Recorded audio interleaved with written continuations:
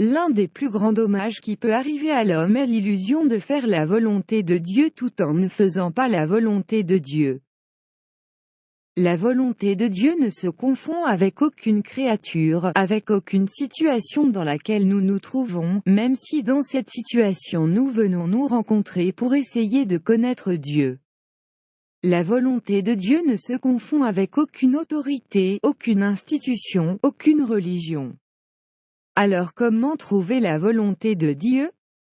La volonté de Dieu ne se trouve qu'en Dieu, seulement par Dieu. L'homme est appelé à chercher personnellement Dieu. Ce n'est qu'en Dieu et par Dieu que la volonté de Dieu est connue.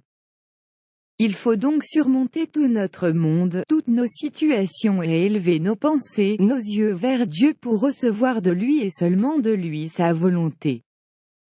Si nous pensons à Dieu et partons de Dieu, nous commençons à comprendre que la volonté de Dieu, le but, l'intention par laquelle Dieu fait toutes choses est une seule.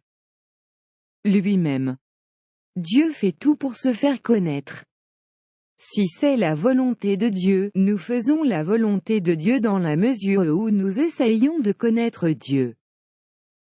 Mais nous ne pouvons comprendre cela que si nous partons de Dieu. Parce que si nous partons des situations du monde, nous commençons à dire que c'est la volonté de Dieu ce qui est bon, ce qui est juste, et nous confondons toutes choses. Car une chose peut être juste et elle peut aussi être injuste. Et nous dans la pensée de notre moi nous créons une situation pour laquelle il y a le bien et le mal. Il y a le juste et l'injuste, et là nous commençons à dire que c'est la volonté de Dieu cela ou cela. Non, tu dois partir de Dieu si tu veux comprendre quelle est la volonté de Dieu. Et si vous partez de Dieu, parce que Dieu est le seul créateur, alors vous comprenez que toutes les choses que Dieu fait, il les fait uniquement par lui-même. Il ne peut le faire pour personne d'autre, car il est le seul. L'absolu ne peut avoir une volonté relative et seul Dieu lui-même est absolu. Ainsi, tout ce que Dieu fait, il le fait pour se manifester, pour se faire connaître. Alors ici nous avons la révélation de la volonté de Dieu, et nous avons dit que si c'est la volonté de Dieu, si nous voulons faire la volonté de Dieu, nous devons essayer de connaître Dieu. Mais ici se pose le problème de savoir comment connaître Dieu.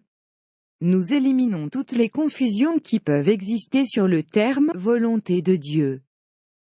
De sorte que nous ne pouvons plus appeler volonté de Dieu les situations dans lesquelles nous nous trouvons ou la volonté des créatures ou la recherche de plaire aux créatures. Bien que ces créatures soient à l'autorité suprême pour nous, il est clair en nous que la volonté de Dieu n'est pas là. Purifier le champ de toutes ces notions qui confondent. Nous arrivons à préciser que la volonté de Dieu est une seule et que nous avons tous été créés pour cette seule.